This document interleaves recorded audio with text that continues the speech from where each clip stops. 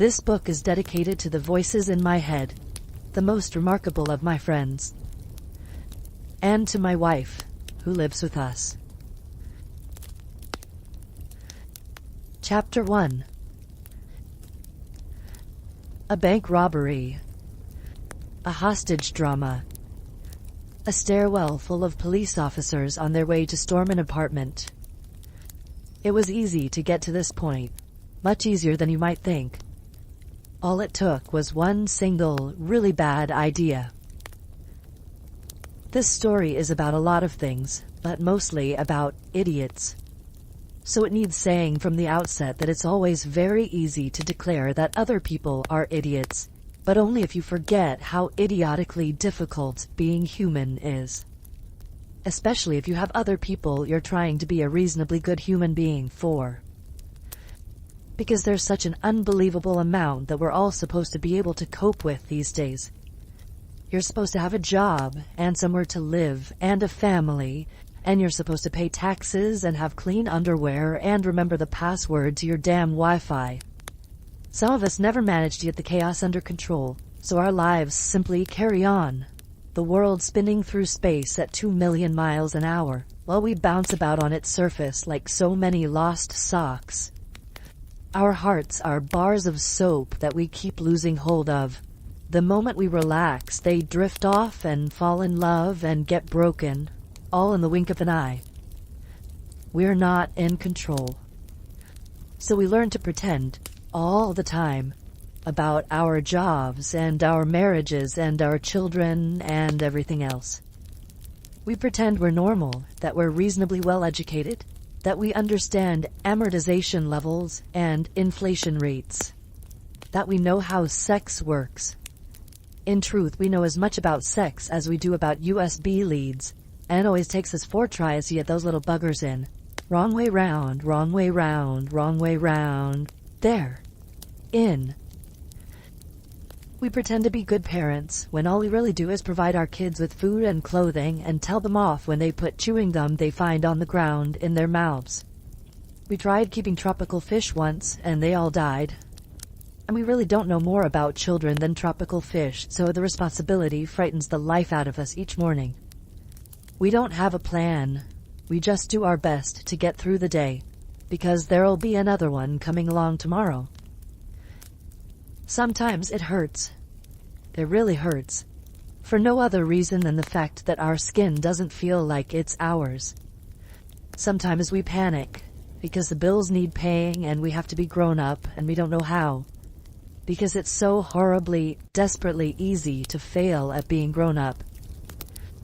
Because everyone loves someone, and anyone who loves someone has had those desperate nights where we lie awake, trying to figure out how we can afford to carry on being human beings. Sometimes that makes us do things that seem ridiculous in hindsight, but which felt like the only way out at the time. One single, really bad idea. That's all it takes. One morning, for instance, a 39-year-old resident of a not particularly large or noteworthy town left home clutching a pistol. And that was, in hindsight, a really stupid idea. Because this is a story about a hostage drama, but that wasn't the intention. That is to say, it was the intention that it should be a story, but it wasn't the intention that it should be about a hostage drama. It was supposed to be about a bank robbery. But everything got a bit messed up, because sometimes that happens with bank robberies. So the 39-year-old bank robber fled, but with no escape plan. And the thing about escape plans is just like what the bank robber's mom always said years ago, when the bank robber forgot the ice cubes and slices of lemon in the kitchen and had to run back. If your head isn't up to the job, your legs better be.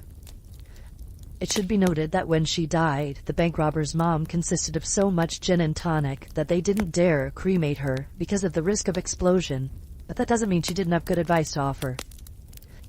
So after the bank robbery that wasn't actually a bank robbery, the police showed up, of course, so the bank robber got scared and ran out, across the street and into the first door that presented itself. It's probably a bit harsh to label the bank robber an idiot simply because of that, but Well, it certainly wasn't an act of genius, because the door led to a stairwell with no other exits, which meant the bank robber's only option was to run up the stairs. It should be noted that this particular bank robber had the same level of fitness as the average 39-year-old. Not one of those big city 39-year-olds who deal with their midlife crisis by buying ridiculously expensive cycling shorts and swimming caps because they have a black hole in their soul that devours Instagram pictures. More the sort of 39-year-old whose daily consumption of cheese and carbohydrates was more likely to be classified medically as a cry for help rather than a diet.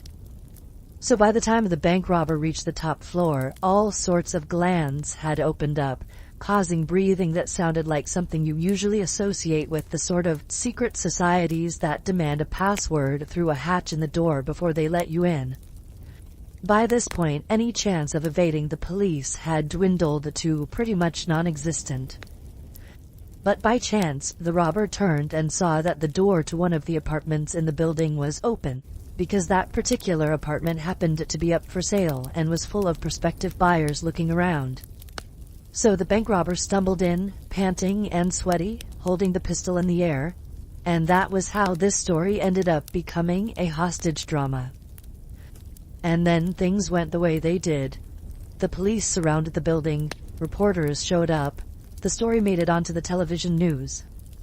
The whole thing went on for several hours until the bank robber had to give up. There was no other choice. So all 8 people who had been held hostage, 7 prospective buyers and 1 real estate agent, were released. A couple of minutes later, the police stormed the apartment. But by then, it was empty. No one knew where the bank robber had gone. That's really all you need to know at this point. Now the story can begin.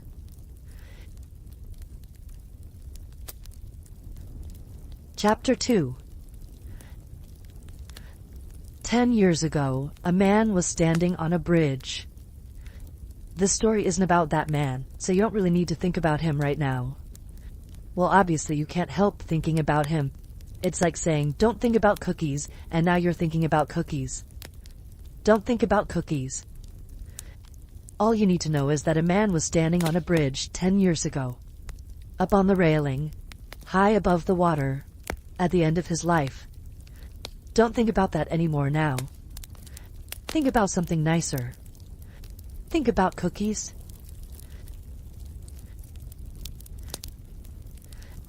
Chapter 3. It's the day before New Year's Eve in a not particularly large town. A police officer and a real estate agent are sitting in an interview room in the police station. The policeman looks barely 20 but is probably older, and the real estate agent looks more than 40 but is probably younger. The police officer's uniform is too small, the real estate agent's jacket slightly too large. The real estate agent looks like she'd rather be somewhere else. And after the past 15 minutes of conversation, the policeman looks like he wishes the real estate agent were somewhere else too. When the real estate agent smiles nervously and opens her mouth to say something, the policeman breathes in and out in a way that makes it hard to tell if he's sighing or trying to clear his nose. Just answer the question, he pleads. The realtor nods quickly and blurts out, "How's tricks?" "I said just answer the question," the policeman repeats, with an expression common in grown men who are disappointed by life at some point in their childhood and have never quite managed to stop feeling that way. "You asked me what my real estate agency is called," the realtor insists, drumming her fingers on the tabletop in a way that makes the policeman feel like throwing objects with sharp corners at her. "No, I didn't. I asked if the perpetrator who held you hostage, together with... It's called house tricks, get it? Because when you buy an apartment, you want to buy from someone who knows all the tricks, don't you? So when I answer the phone, I say, 'Hello, you've reached the House Tricks Real Estate Agency. How's tricks?'" Obviously, the realtor has just been through a traumatic experience, has been threatened with a pistol and held hostage, and that sort of thing can make anyone babble. The policeman tries to be patient. He presses his thumbs hard against his eyebrows, as if he hopes they're 2 buttons, and if he keeps them pressed at the same time for 10 seconds, he'll be able to restore life to its factory settings. Oh, okay. But now I need to ask you a few questions about the apartment and the perpetrator. He groans. It has been a difficult day for him too. The police station is small, resources are tight, but there's nothing wrong with their competence. He tried to explain that over the phone to some boss's boss right after the hostage drama, but naturally it was hopeless. They're going to send some special investigative team from Stockholm to take charge of the whole case. The boss didn't place the emphasis on the words investigative team when he said that, but on Stockholm, as if coming from the capital was itself some sort of superpower. More like a medical condition, the policeman thinks. His thumbs are still pressed to his eyebrows. This is his last chance to show the bosses that he can handle this himself. But how on earth is that going to work if you've only got witnesses like this woman? Okie dokie, the real estate agent chirrups, as if that were a real Swedish word. The policeman looks down at his notes. Isn't this an odd day to have a showing? The day before New Year's Eve? The real estate agent shakes her head and grins. There are no bad days for the House Tricks Real Estate Agency. The policeman takes a deep breath, then several more. Right, let's move on. When you saw the perpetrator, what was your first react? Didn't you say you were going to ask about the apartment first? You said the apartment and the perpetrator, so I thought the apartment would be first. Okay. The policeman growls. Okay. The real estate agent chirrups. The apartment, then. Are you familiar with its layout? Of course, I'm the real estate agent after all. The real estate agent says, but manages to stop herself adding, from the House Tricks Real Estate Agency. House Tricks. Seeing as the policeman already looks like he wishes the ammunition in his pistol weren't so easy to trace. Can you describe it? The real estate agent lights up. It's a dream. We're talking about a unique opportunity to acquire an exclusive apartment in a quiet area within easy reach of the throbbing heart of the big city. Open plan, big windows that let in plenty of daylight. The policeman cuts her off. I meant, are there closets, hidden storage spaces, anything of that sort? You don't like open plan apartments? You like walls? There's nothing wrong with walls. The real estate agent replies encouragingly, yet with an undertone that suggests that in her experience, people who like walls are the same sort of people who like other types of barriers. For instance, are there any closets that aren't? Did I mention the amount of daylight? Yes.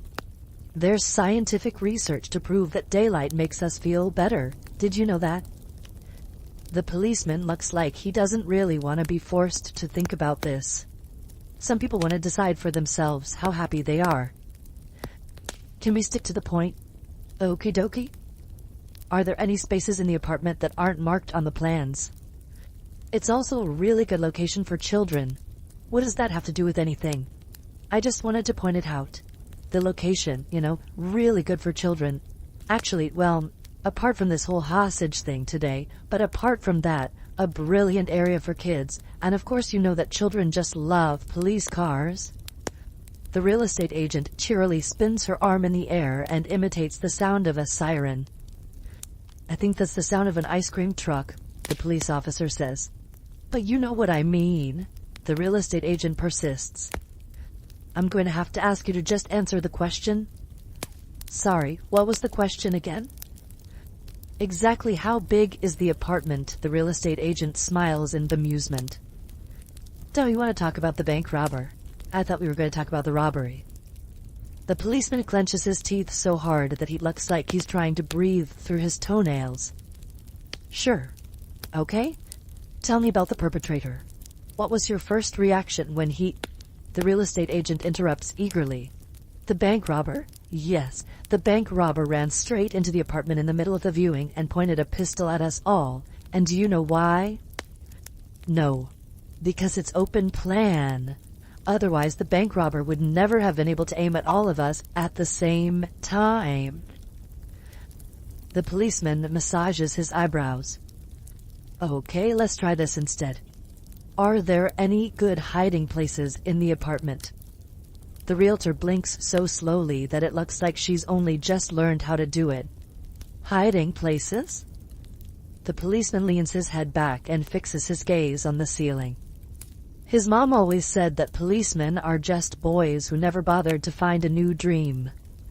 All boys get asked, "What do you want to be when you grow up?" And at some point, almost all of them answer, "A policeman." But most of them grow out of that and come up with something better. For a moment, he finds himself wishing he'd done that too, because then his days might have been less complicated, and possibly also his dealings with his family. It's worth pointing out that his mom has always been proud of him. She was never the one who expressed disapproval at his choice of career. She was a priest, another job that's more than just a way of earning a living, so she understood. It was his dad who never wanted to see his son in uniform. That disappointment may still be weighing the young police officer down, because he looks exhausted when he focuses his gaze on the realtor again. Yes. That's what I've been trying to explain to you. We believe the perpetrator is still in the apartment. Chapter 4. The truth is that when the bank robber gave up, all the hostages, the real estate agent, and all the prospective buyers were released at the same time. One police officer was standing guard in the stairwell outside the apartment when they emerged. They closed the door behind themselves, the latch clicked, and then they walked calmly down the stairs, out into the street, got into the waiting police cars, and were driven away. The policeman in the stairwell waited for his colleagues to come up the stairs. A negotiator phoned the bank robber. Shortly after that, the police stormed the apartment, only to discover that it was empty. The door to the balcony was locked, all the windows were closed, and there were no other exits. You didn't have to be from Stockholm to realize pretty quickly that one of the hostages must have helped the bank robber to escape. Unless the bank robber hadn't escaped at all.